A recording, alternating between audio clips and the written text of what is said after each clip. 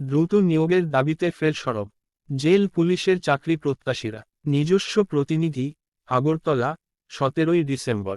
দ্রুত নিয়োগের দাবিতে ফের সরব হল জেল পুলিশে ইন্টারভিউ দেওয়া পরীক্ষার্থীরা। মঙ্গলবার তারা পুরনো কারাগারের সামনে আইজি অফিসে ধর্ণা দিয়েছে।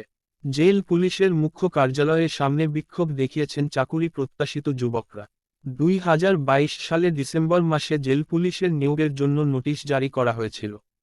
তার কিছুদিন পর 249 জন পরীক্ষার্থীদের শারীরিক পরীক্ষা নেওয়া হয়েছিল।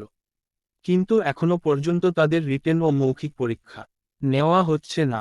ইতিমধ্যে বেশ কয়েকবার তারা আইজি অফিসে ধর্ণা দিলেও ইতিবাচক সাড়া পাননি এবং পুলিশের নিয়োগ প্রক্রিয়া সম্পূর্ণ হচ্ছে না। এদিকে তারা আরও জানান, মন্ত্রীর ঘোষণা অনুযায়ী বিভ্রান্তি দেখা দিয়েছে। 2022 সালে 249 জন পরীক্ষার্থীদের শারীরিক পরীক্ষা নেওয়া হয়েছিল, অথচ সম্প্রতি মন্ত্রী সুশান্ত চৌধুরী কি জানিয়েছেন 151 জনের পরীক্ষা নেওয়া হবে। সঙ্গত কারণেই প্রশ্ন উঠছে, বাদবাকিদের কি হবে। এই বিষয়েও এদিন ক্ষোভ উগরে দিলেন ডেপুটেশন দিতে আসা চাকরি প্রত্যাশীরা।